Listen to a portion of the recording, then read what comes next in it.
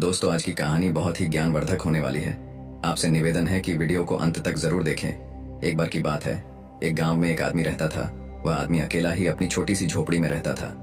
वो आदमी बहुत ही ज्यादा आलसी था। वो कोई काम नहीं करता था। वह एकदम निठल्ला और नकारा था। बस वह हमेशा ऐसे मौके की खोज में रहता कि कहीं से खाना मिल जाए। तो एक दिन जब वो आदमी खाने की तलाश में भटक रहा था, तभी उसे एक आम का बगीचा दिखता है। वह कई दिनों से भूखा था, इसीलिए वह खाने की तलाश में बगीचे के अंदर चला जाता है। वह देखता है कि बगीचे में अलग अलग और बहुत सारे पेड़ थे। तो वह एक पेड़ पर चढ़ जाता है।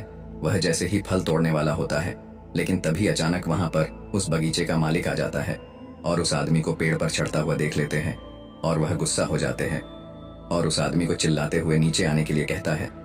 लेकिन यह आदमी बगीचे के मालिक को देखकर डर जाता है और नीचे आने से मना कर देता है। तभी उस बगीचे का मालिक अंदर जाकर एक बड़ा सा डंडा लेकर आता है। यह देखकर वह आदमी तुरंत पेड़ से नीचे उतरता है और मालिक के उसे तक पहुंचने से पहले ही वह जल्दी पेड़ से नीचे उतर जाता है और जंगल की तरफ भागने लगता है और जंगल में जाकर छुप जाता है। कुछ देर के बाद वो आलसी आदमी वहां से निकलता है और जंगल के रास्ते से जब वह गांव की तरफ जा रहा था, तभी उसे एक लोमड़ी दिखती है जिसको सिर्फ 2 ही पैर थे और उसके 2 पैर टूटे हुए थे। वह जंगल में रेंगती हुई चल रही थी। यह देखने के बाद वह सोचता है कि यह लोमड़ी अब तक इस घने जंगल में जिंदा कैसे है। यह लोमड़ी भाग नहीं सकती, चल नहीं सकती, तो कैसे ही अपने लिए खाने का इंतजाम करती होगी और कैसे यह लोमड़ी अपने आप को इस घने जंगल में दूसरे जानवरों से बचती होगी। यह बात वह आदमी सोच ही रहा था कि तभी अचानक झाड़ियों के पीछे से किसी के आने की आवाज आती हुई सुनाई दी। तभी वहां पर एक शेर आ जाता है जिसके मुंह में मांस का एक टुकड़ा था और वह शेर उस अपाहिज लोमड़ी की तरफ बढ़ रहा था। शेर को देखकर दूसरे सारे जानवर वहां से भाग जाते हैं और अब वहां पर सिर्फ लोमड़ी रह जाती है। और वहां से आदमी अपनी जान बचाने के लिए एक पेड़ पर चढ़ जाता है और फिर जो होता है उसे देखकर वह आदमी हैरान हो जाता है। उसे लोमड़ी के सामने छोड़ देता है और शेर वहां से चला जाता है।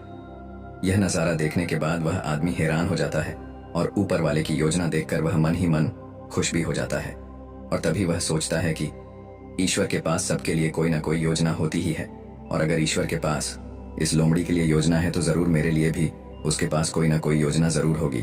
और वह आदमी वहां से थोड़े दूर आगे चला जाता है। तभी वह आलसी आदमी रोड के साइड में एक बड़ा सा पेड़ देखकर उसके नीचे बैठ जाता है, ये सोचकर कि मेरे लिए भी कोई ना कोई खाना लेकर जरूर आएगा।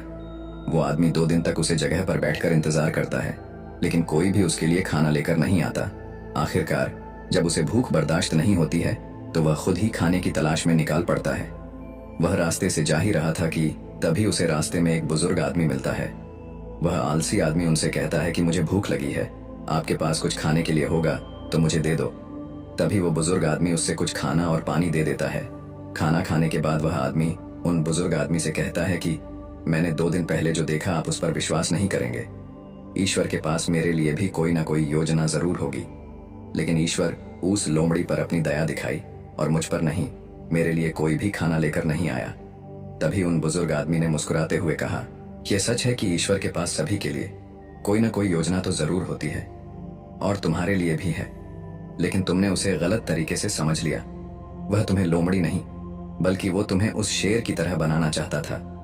दोस्तों, इस कहानी से हमें यह सीख मिलती है कि अगर हमारे जीवन को ध्यान से देखें तो हमें यह पता चलेगा कि जिंदगी सबक से भरी पड़ी है और हर एक पल का एक दीप मतलब होता है। और सोचा कि वह लोमड़ी सिर्फ बैठी हुई है और वह सिर्फ इंतजार कर रही है कि कब उसके साथ अच्छी चीज होगी, लेकिन वह आदमी यह भूल गया था कि वह लोमड़ी मजबूर थी।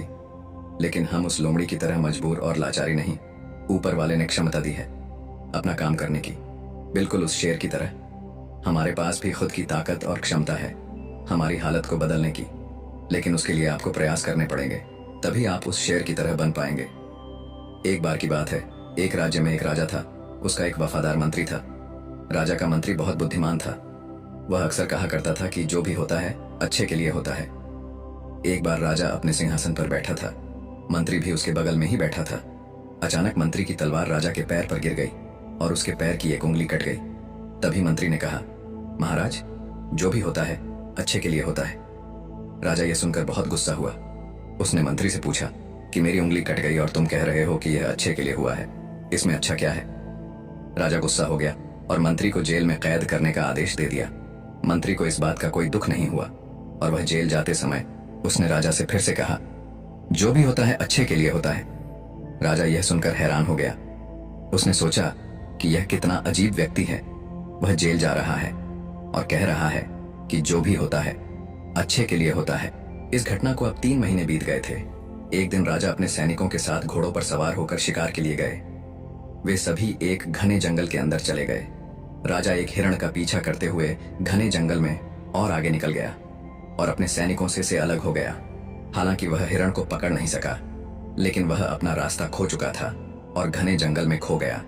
जब राजा को यह एहसास हुआ कि वह बहुत दूर आ चुका है और वह जंगल से बाहर निकलने का रास्ता ढूंढने लगा, अचानक राजा को उस जंगल में रहने वाले आदिवासियों के एक समूह ने घेर लिया।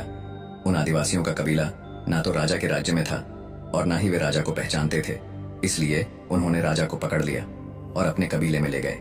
वे आदिवासी एक ऐसे इंसान की तलाश में थे जिसे वह मारकर अपने देवता को खुश करने के लिए बलि दे सके। राजा उनसे उसे छोड़ देने की विनती कर रहा था, लेकिन उन आदिवासियों को राजा की भाषा समझ में नहीं आई। उन्होंने खुशी में ढोल बजाना शुरू कर दिया। उन्होंने राजा को अपने कबीले में ले आए, उसे नए कपड़े पहनाए, उसके गले में फूलों की माला डाली गई और उसे बलि के लिए तैयार किया।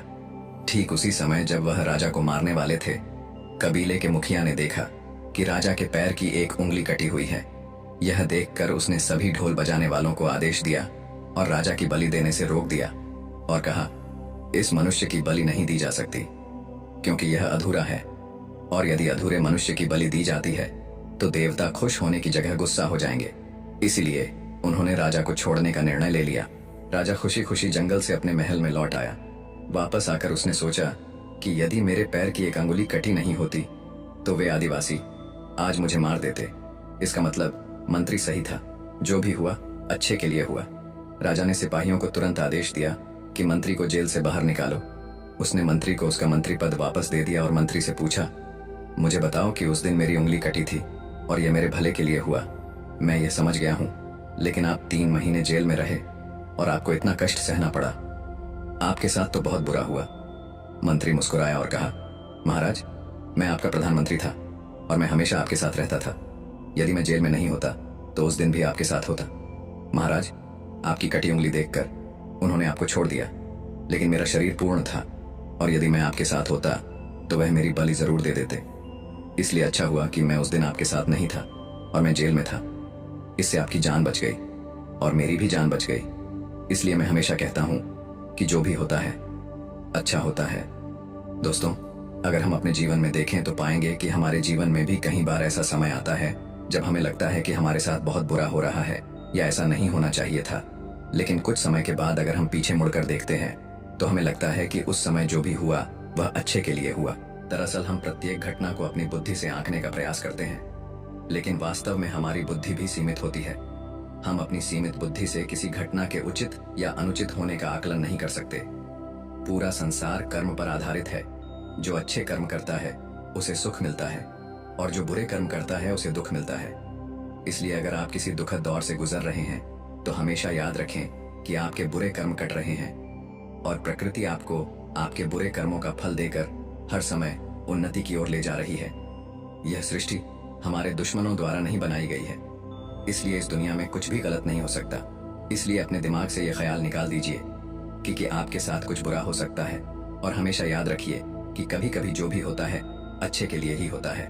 दोस्तों, आपने आज के इस वीडियो से क्या सीखा वह मुझे आप कमेंट में बता सकते हैं। इसी के साथ में उम्मीद है कि आपको आज की वीडियो पसंद आई होगी, तो इस वीडियो को उस इंसान को शेयर करें जिससे ये कहानी सुनने की जरूरत है और उसी के ठीक बाद चैनल को सब्सक्राइब करें। तो चलिए फिर मिलते हैं ऐसी एक और नई वीडियो में एक नए मैसेज के साथ।